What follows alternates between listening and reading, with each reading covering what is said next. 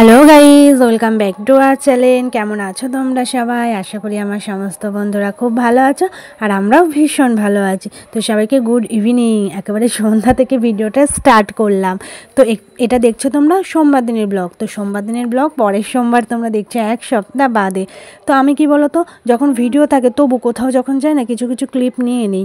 তো পরে হয়তো সেগুলো এডিট করি, কারণ রাশের ভিডিওগুলো তোমাদের সাথে শেয়ার করলাম, তারপরে এটা এখন এডিট করছি। কিছুদিন দেরি হলেও তোমাদের সাথে পরে আমি শেয়ার করি। তো রবিবার দিন গেছে ভাঙারাস, সোমবার দিন তো আজকে আমরা বেরিয়েছি বাইরে একটু দরকারি। তো এই দেখো এখন দাঁড়িয়ে আছে একটা মলের সামনে, আর রাস্তায় এত পরিমাণে ভিড়। আর এখন তো এই রোডের রাস্তাগুলো এখন 1 মাস মেলা থাকবে, তোমাদের তো বলেছি।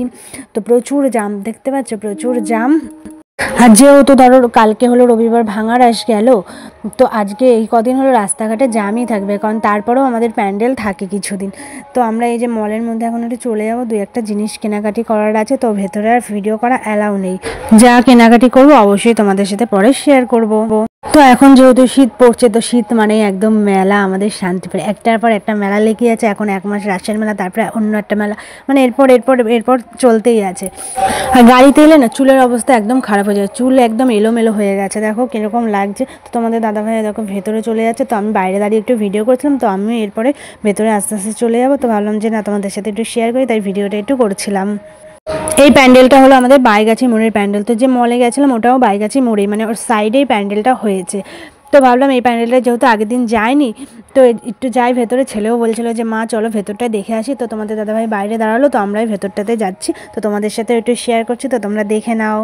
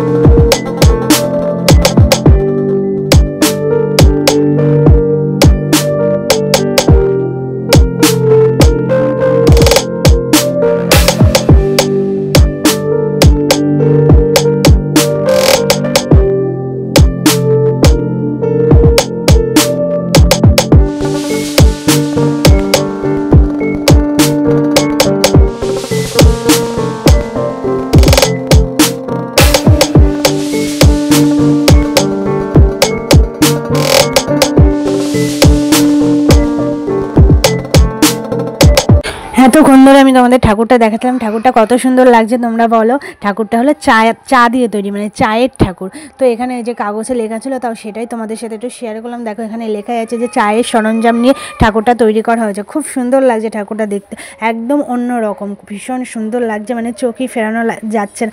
মানে চা দিয়েও যে এত সুন্দর ঠাকুর বানানো যায়, সত্যি না দেখলে না বিশ্বাসই করতে পারতাম না। তোমাদের কেমন লাগলো অবশ্যই কিন্তু জানিও। তো এই যে প্যান্ডেলটার বাইরেও দেখো চারিপাশে মেলা বসেছে। তো এখানে কদিন আগেও মেলা হয়েছিল, আনন্দ মেলা, অনেক দিন এখানে মেলা ছিল। তো দেখো কত সুন্দর। তো ওদিকটাতে আর যায়নি। তো তোমাদের দাদাভাই অনেকক্ষণ ধরে দাঁড়িয়েছে, তো এখন বাড়ি চলে যাবো। আর এই যে মল থেকে আমরা এই জিনিসপত্রগুলো কিনলাম, তোমাদের সাথে তো ভেতরটা শেয়ার করিনি, বললাম তো যে পরে শেয়ার করে নেব। তো এই যে ছেলের জন্য একটা অরিও বিস্কুট, এখানে একটা বিস্কুট কিনেছি, একটা কেক কিনেছি, আরও একটা চিড়ে ভাজা কিনেছি, আরও একটা বিস্কুট। মানে ওখানকার বিস্কুটগুলো না বেশ টেস্টি, আর কেকটাও না ভীষণ টেস্টি হয়, জানো তো। তো এই বিস্কুটটাও বেশ ভালোই টেস্টি ছিল।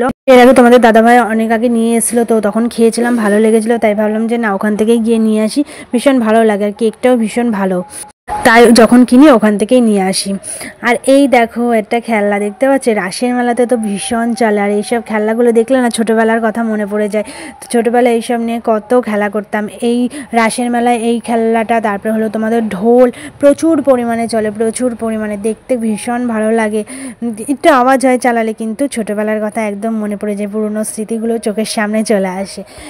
আসার সময় নিয়ে এসেছিলাম মোমোগুলো ভীষণ টেস্টি ছিল, আর মোমো খেতে আমার ভীষণ ভালো লাগে, ছেলেও ভীষণ ভালো খায়, সত্যিই ভীষণ টেস্টি ছিল। আর তার থেকেও বেশি টেস্টি ছিল না স্যুপটা দেখেই মানে আমি এখন পরে ভয়েস দিচ্ছি মনে হচ্ছে আর এখন পেলে একদম খেয়ে নিতাম, ভীষণ টেস্টি ছিল ভীষণ। দেখো দেখেই মনে হচ্ছে তাই না, ভীষণ টেস্টি।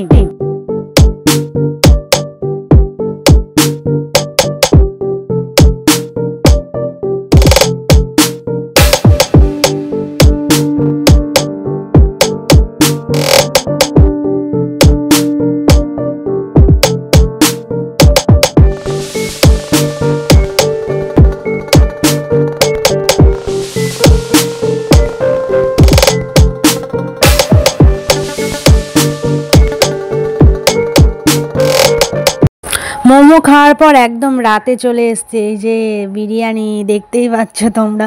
সন্ধ্যায় খেলাম মোমো, রাতে হলো বিরিয়ানি। তো আজকে তোমাদের দাদাভাইয়ের একটা বন্ধুর বার্থডে ছিল, তো বন্ধু ফোন করেছিল, তোমাদের দাদাভাই ওখানে গেল, তো তোমাদের দাদাভাই ওখান থেকে খেয়ে এসছে বিরিয়ানি আর আমাদের জন্য পার্সেল করে পাঠিয়ে দিয়েছে। বিরিয়ানিটা ভীষণ টেস্টি ছিল। তো আর সত্যি কথা বলতে না, আমি সেরকমভাবে দোকানের বিরিয়ানি খাই না, বাড়িতে যেটা তৈরি করা হয় বিরিয়ানি সেটাই খান। মানে দোকানের বিরিয়ানি না প্রচুর পরিমাণে আমার মানে কেমন বলবো যে মানে গন্ধ লাগে, এর জন্য খাই না। কিন্তু এই বিরিয়ানিটা দোকান থেকেই আনা, ভীষণ টেস্টি ছিল। তো এটা যখন আমি ঢাললাম এক ফোঁটাও একটু গন্ধ লাগছিল না, এর জন্য এটা খেলাম। তো তোমাদের দাদাভাই তাই বলছে যে তুমি যেহেতু এই দোকানেরটা খেলে তাহলে এবার থেকে এই দোকানেরটাই নিয়ে আসবে, কারণ আমি দোকানের বিরিয়ানি খাইনি, এই ফার্স্ট টাইম খেলাম। এর আগে রেস্টুরেন্টে খেয়েছি, কিন্তু দোকানের বিরিয়ানি এই ফার্স্ট টাইম ট্রাই করলাম। সত্যি এই দোকানের বিরিয়ানিটা ভীষণ টেস্টি ছিল। তো এই যে আমি আর আমার ছেলে খেয়ে নেবো, তোমাদের দাদাভাই অলরেডি তো খেয়ে এসছে। তো বন্ধুরা খাওয়া দাওয়া কমপ্লিট হয়ে গেছে, তারপরে তোমাদের সামনে এলাম।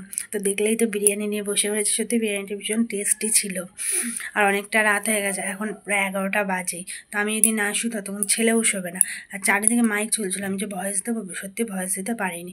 রাত যতই কালকে শেষ হয়ে যাক না কেন, কারণ আজকে হলো যে সোমবার, তোমার হলো যে তারপরেও কদিন মাইক চলে, এখানে প্রোগ্রাম ওখানে প্রোগ্রাম এই হতেই থাকে আমাদের এখানে। আর এমনিতে 1 মাস তো মেলা থাকবে, তোমাদের তো আগেও বলেছি এখনও বলছি।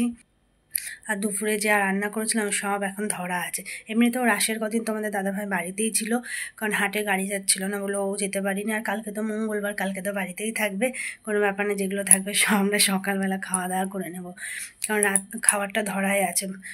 দুপুরবেলা একবারে রান্না করেছিলাম, তো জানি রাতে আর দুপুরবেলা হবে, তো পুরো খাওয়াটাই ধরা আছে। যেহেতু ও বিরিয়ানি খেলাম আমিও খেলাম। তো সামনেই ছেলের পরীক্ষা, তো এখন তার মেলায় টেলায় যাবো না, তো যখন যাব তোমাদের সাথে অবশ্যই শেয়ার করব। আর আমাদের এখানে ধরো স্টেশনেও মেলা হয়, আবার বড় বাজারের ওখানে শ্যামচাঁদ মন্দির আছে, মানে ওটা আমার বাবার বাড়ির পাশে, তো মন্দিরের মধ্যেও মেলা হয়, কিন্তু ওটা একটু ছোটোভাবে হয়। আর আমাদের স্টেশনটা অনেক বড়, যেহেতু রাস্তার ধার দিয়ে অনেকটা বড়, তাই ওখানে মেলা হয়, ওখানে অনেক দোকানপাট বসে। আর ওখানে মন্দিরের মধ্যে যেইটুকু হয় সেইটুকুই। তো বিয়ের আগে তো ওখানে দেখতে দেখতে অভ্যস্ত ছিলাম, বিয়ের পর না এখানে দেখি, মানে বিয়ের আগেও ধরো এখানে আসতাম, যেহেতু স্টেশন ধরো আমার শান্তিপুরেই যেহেতু বাড়ি, এখানে আসতাম, কিন্তু ওখানেই বেশি দেখতাম, ওখানেই রোজ যেতাম, এখানে তো অতটা আসা হতো না, তাই না। আর এখন এখানে বড় মেলা দেখতে দেখতে ওইখানে গেলে যেন কেমন ছোট ছোট লাগে। আর এমনি ধরো মেলা তো 1 মাস থাকে, সে একেবারে 25 ডিসেম্বর যখন বড়দিনের মেলা হয় তখন যাই, কিন্তু এবার তো অনেক আগাম রাশ হয়েছে, কারণ 1 মাস হতে তো অনেকটা লেট। অন্যবার ধরো 20 দিন এরকম বাকি থাকে, তো তখন তারপরে মেলা উঠে যায়। এবার এতদিন মনে হয় মেলা থাকবেই, কারণ তার আগে হয়তো কোনো অকেশন নেই। যাই হোক দেখা যাক। তো এরপরে যখন ছেলের পরীক্ষা হলে তারপরে যাব, অবশ্যই তোমাদের সাথে শেয়ার করব তখন। তার আগে আর যাবো না, কারণ আমি গেলেই তো ও যাবে, তাই না, পরীক্ষার আর কটা দিন বাকি আছে। আর আগের বার রাশ যেহেতু একটু পিছিয়ে পড়েছিল, আগের বার রাশের মানে 2 দিন পরেই পরীক্ষা পড়েছিল, মানে খুব প্রবলেম। আর আগের বার আমার কাকার বিয়েও পড়েছিল, প্রচুর প্রবলেম। আর সবসময় ফাইনালটা এরকমই পড়ে। রাশের প্যান্ডেল থেকে দেখে সত্যিই শেষ করার মতন কোনো জায়গা নেই প্যান্ডেল। আর মানে তাও তো এবার থানার মাঠে প্যান্ডেলটা আর যাবো না, কারণ প্রত্যেকবার পরেই যাই, কারণ ওখানেও মাঠ জুড়ে পুরো মেলা হয়, আর ওখানেও বড় প্যান্ডেল হয়, তো এর জন্য পরে যাই, ওখানেও ধরো 1 সপ্তাহ মতন থাকে। তো এবার আর যাবো না ভাবছি, কারণ গেলেই ও ছেলেও যাবে, এর জন্য আর যাবো না। আর ওকে রেখে যেতেও ভালো লাগে না, কারণ আমরা দেখবো ও দেখবে না, তার জন্য আর এবার ভাবছি যে আর যাবো না। এই কদিন তো একভাবে পড়াশোনা কিচ্ছু হলো না,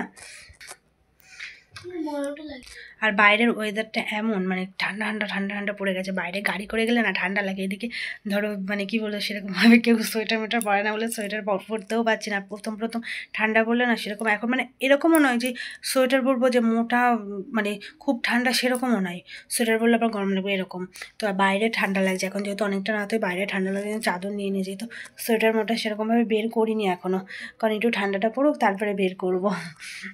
ওয়েদারটা সত্যি এরকম, মানে গায়ে না দিলেও বেশ ঠান্ডা লাগে, আবার গায়ে দিলেও গরম লাগে, এরকম প্রবলেম। আর চাদর নিয়ে কাজ করা যায় না, আমি তো চাদর সেরকম পরি না এখন, যেহেতু হালকা ঠান্ডা তাই এই পাতলা চাদরটা পরেছি। তাছাড়া আমি সবসময় বাড়িতেও সোয়েটারই পরি, কারণ চাদর নিয়ে কাজ করা যায় না। গলাটা বসে যাচ্ছে মনে হচ্ছে। তো তবু অন্যবার আসে ভালোই ঠান্ডা পড়েছে, এবারও ভালোই পড়েছে, যেহেতু রাতে গাড়ি করে বেরিয়েছিলাম, দেখলেই তো ভীষণ ঠান্ডা পড়েছিল। তো যাই হোক, আর ভিডিওটা বাড়াবো না। ভিডিওটা তোমাদের কেমন লাগলো অবশ্যই একটু কমেন্ট করে জানিও, আর ভিডিওটা ভালো লাগলে অবশ্যই লাইক করো, কমেন্ট করো, আর নতুন বন্ধুরা অবশ্যই সাবস্ক্রাইব করে পাশে দেবো। আর সবাইকে বলছি প্লিজ একটু অ্যাডশো ভিডিও দেখো। তো আমি তো সবার পাশে আছি, সবার পাশে থাকার চেষ্টা করি, আর কমেন্ট কিন্তু ভিডিওতে শো হচ্ছে না, তাই বোঝা যায় না জানো তো কে ভিডিও দেখছে না দেখছে, এটা বুঝতে পারে না, যেহেতু কমেন্ট দেখে তো বুঝতে পারি, তাই না? তো এটা যে আমার দিক থেকে সেটাও না যে তোমরাও তো যেহেতু আমার কমেন্ট না পাও ভাববে হয়তো আমি ভিডিও দেখে এলেও যে হয়তো মানে ভিডিও দেখিনি। খুব প্রবলেম হচ্ছে, 2-3টে কমেন্ট করছি যার জন্য, পরে গিয়ে দেখছি যে কমেন্ট শো হয়নি। কী আর করা যাবে, সবারই এই প্রবলেমটা হচ্ছে, কিছু করার নেই, এইভাবেই চলতে হবে। তো এই জন্য 2টো করে কমেন্ট করার চেষ্টা করি, শো না হলে কিছু করে নেই। তোমরাই বা বুঝবে কী করে যদি দেখতে না পাও, তাই না? তোমাদের ওটা ভুল নয়, কারণ তোমরা তো যদি কমেন্ট না পাও ভাববে যে হয়তো ভিডিও দেখিই নি। সেটা তোমরা কেন, আমিও হয়তো সেটাই ভাববো যে তোমরা ভিডিও দেখে গেলেও হয়তো ভিডিও দেখো নি, কমেন্ট যদি না পাই। তো কিছু করার নেই, তো আমি সবার ভিডিও দেখারই চেষ্টা করি। তো সবাই পাশে দেখো, একটু সাপোর্ট করো, 100 ভিডিও দেখো, তাহলেই হবে।